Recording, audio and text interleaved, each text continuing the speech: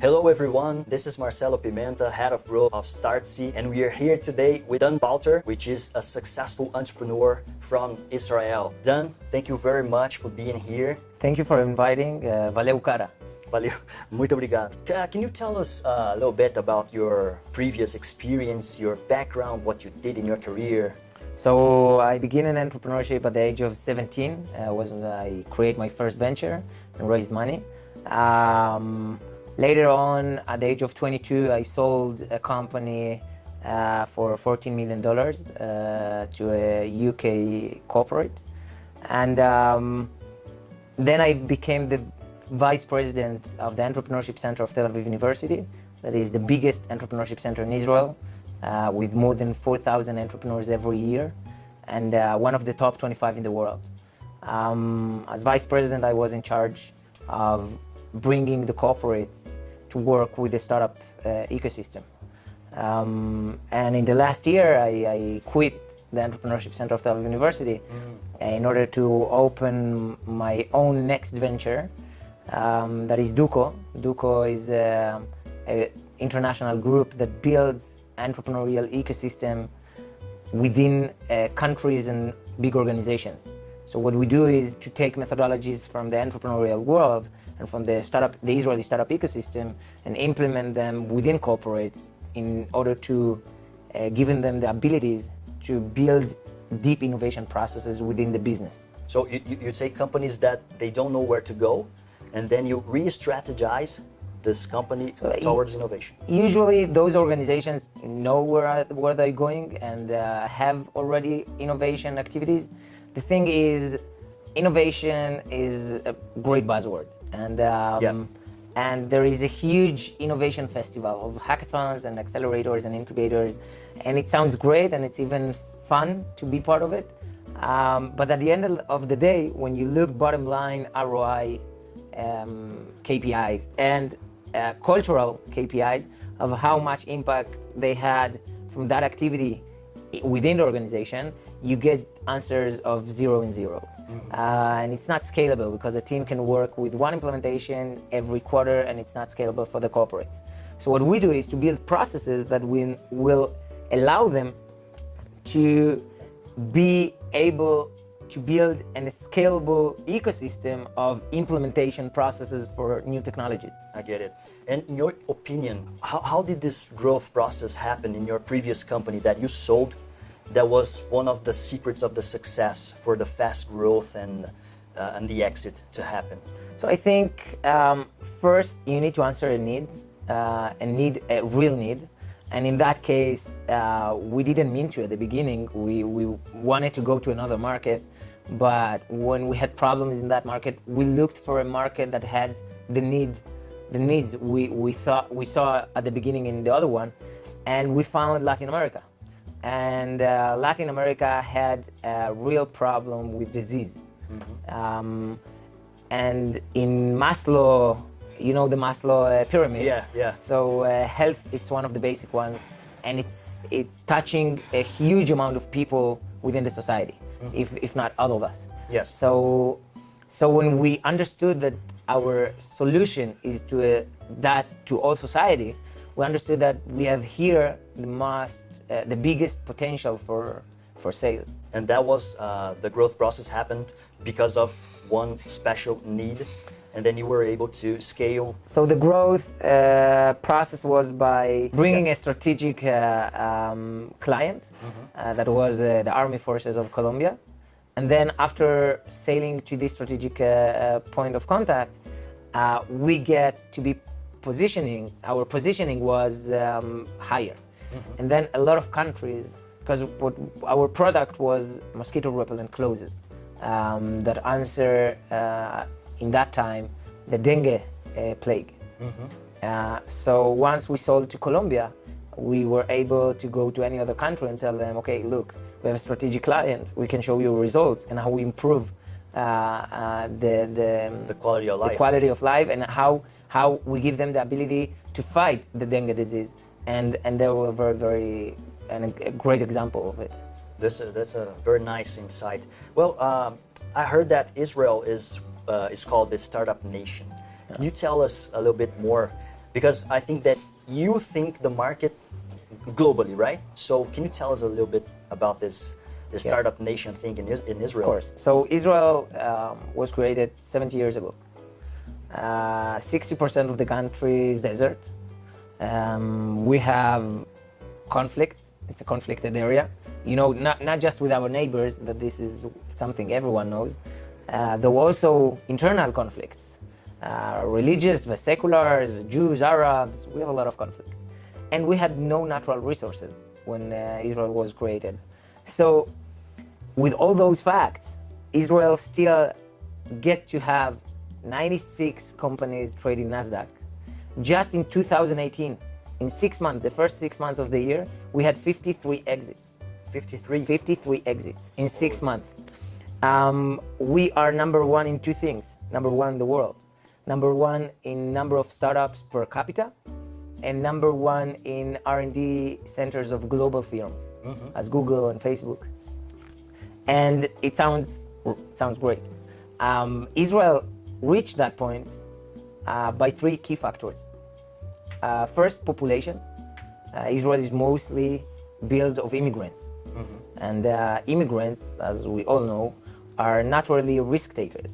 As my parents. My parents are South Americans, actually. My mom is from Argentina and my father is from Uruguay. And they went to Israel, they immigrated to Israel, and they took a risk. Yeah. Second point that helped us to become the startup nation is our culture.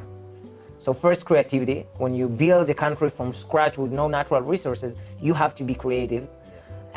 Second, we are informal in Israel, very, very informal.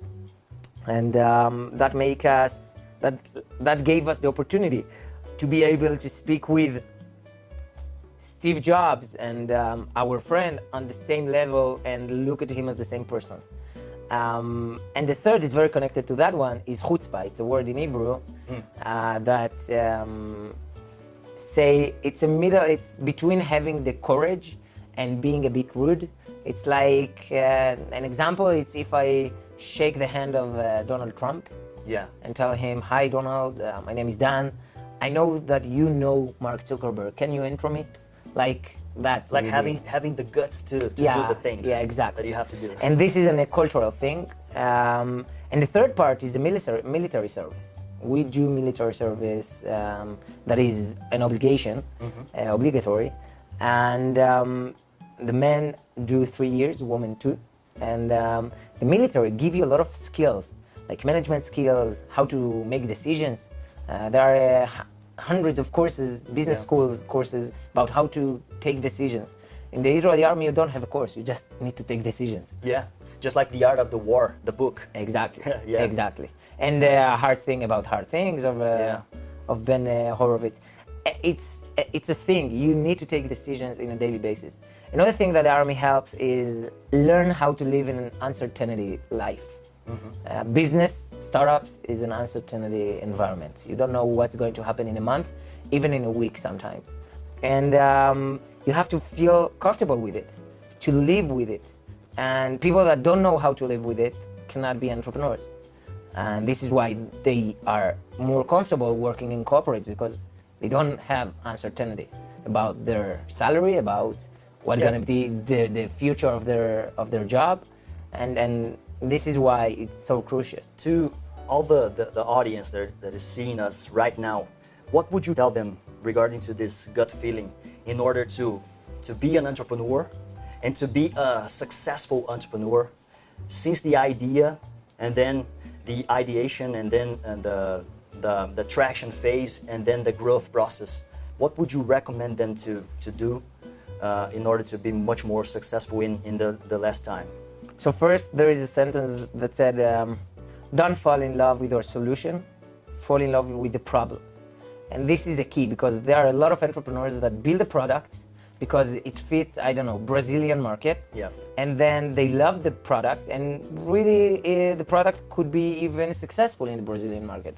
But then they want to globalize, and when they go global, they begin to understand that the global market doesn't engage as much as the Brazilian market with their product.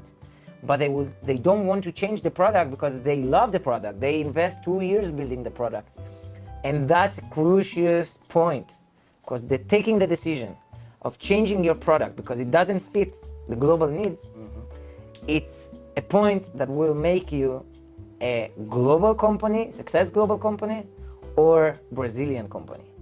The next unicorn or the next big Brazilian company that have okay revenues. It makes all the sense. Yeah. There's a really nice question that I'd like to ask you regarding to the future of the marketing and the future of the companies. How do you see the companies from now on, and how they are going to grow, how they are going to acquire customers, and how is it going to be the human relation with the brands within the next few years? So first, in Israel, we always speak about that is not the traffic you have, it's the retention you have. Because, there are agencies around the globe that can bring you a great new market and push all the data and all the customers to download your app. But the problem is, if they don't use it, it doesn't count. Yeah. Or if they download it and delete it the day after. So what matters is the retention. And how you get this retention, there are a lot of methods about how to do it.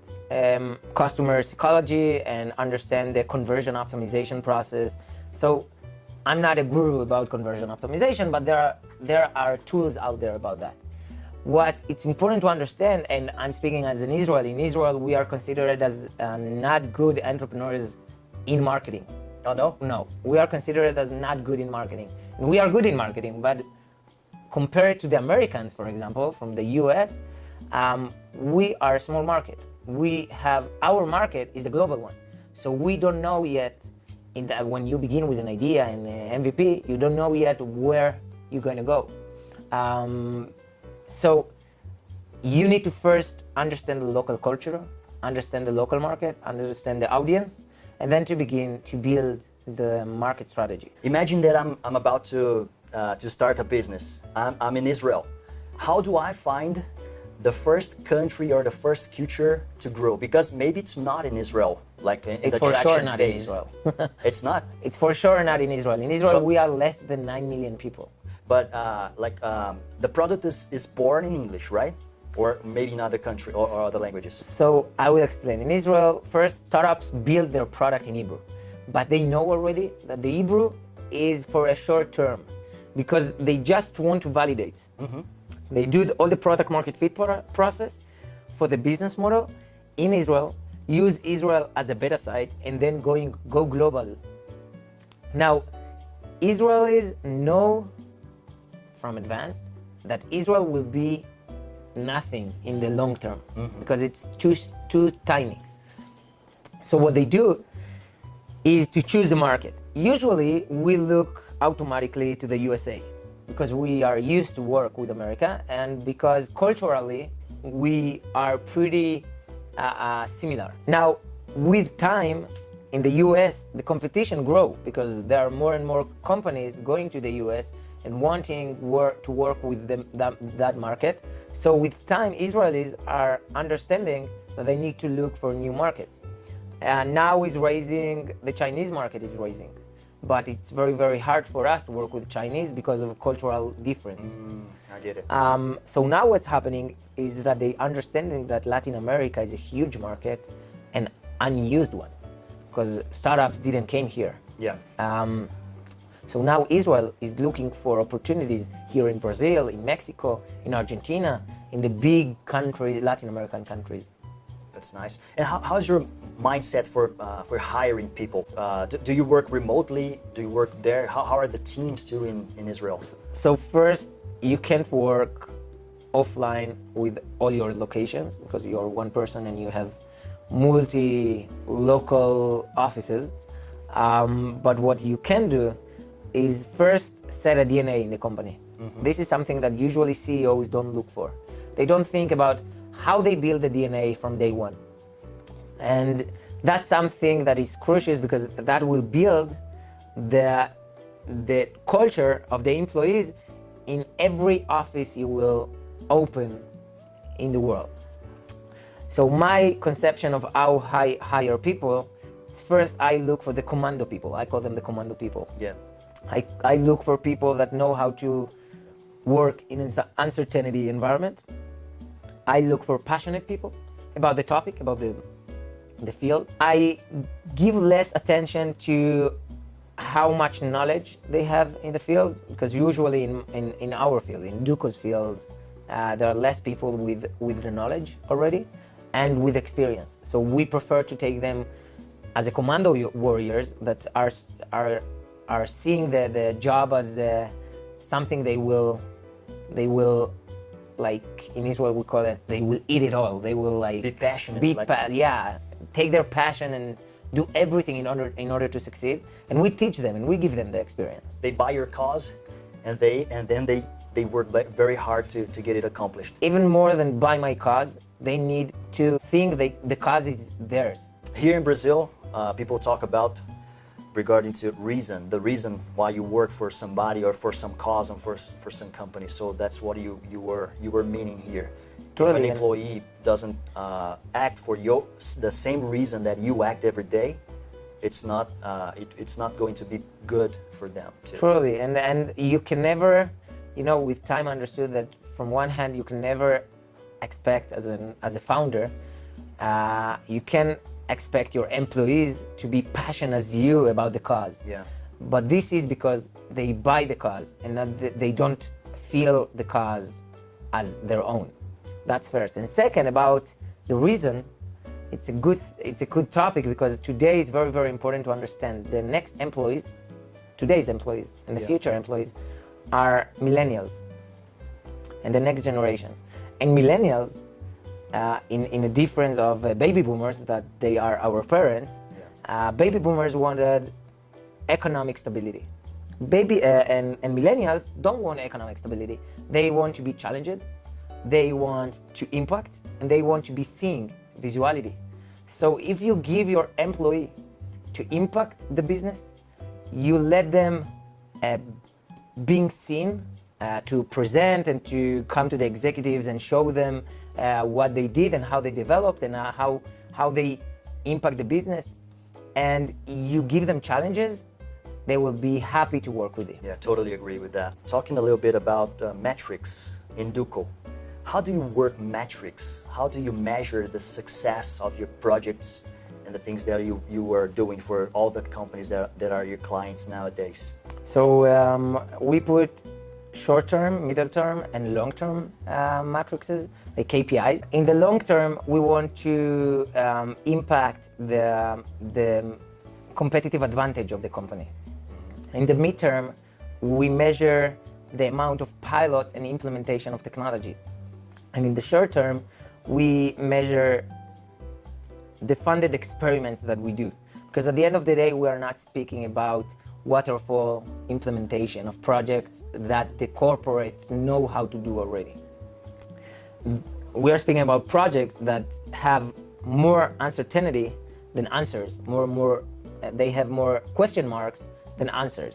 And the corporate sees them as a risk, and they're not able to take that risks. So what we are doing is very quick work between the entrepreneurial team and the market to validate the project, make funded experiments with specific KPIs for the experiment. And if it succeeds, that means that the risk is going down. Well, that's interesting. And for all those people that are trying to maybe raise money, do you have any word for them if they're going to get funded by an investor? Do you have any secret sauce for them to getting there faster? First, there is no secret sauce for entrepreneurship. Yeah, I hope we had, but there is no, even in Israel. And the thing is, entrepreneurs think money will solve their problems. Actually, money gives you more problems, because then you have the investor in the board and you have to give reasons for everything, what are you doing and why. And I think companies can bootstrap today. There is the internet. We have the opportunity to be everywhere in the globe in a click. We don't need an investment to just validate the market and try it. So I think if you can bootstrap. If you have to take a investment, take it, but understand in which terms are you taking it. Most of times entrepreneurs are blind by the opportunity to get money, and they don't understand that the evaluation of the company and the style of this investor will make impact on their future as a company. If the next you raise money, thinking about your next investor, not about the now. Mm-hmm. Yeah, it totally makes sense. Very nice. Well, then we are getting to the end of our interview. I'd like to thank you very much for being here with us again. Would you like to give a word for the Brazilian entrepreneurs that are watching us right now? So I think Brazil has the potential to be the biggest startup ecosystem in Latin America. You are more than 200 million people here. Yeah. There is no reason to not lead Latin America in the startup ecosystem. So I think first, stop being afraid of failure. Second, get the courage and do something. And third, understand that Brazil, even if you have 200 million people, is just the beginning. It's just the beta site. If you want to really succeed, you have to think global. Not just in terms of amount of people. It will impact all your business. How you penetrate the market, how you do your product, how you think about the business model. It will impact all. Because then you go to global market and you understand that you build all the infrastructure that is relevant for all humanity. So I hope next time I will be in Brazil, I will see it as the leader of Latin America, as I hope to see it. And good luck to all the Brazilian entrepreneurs.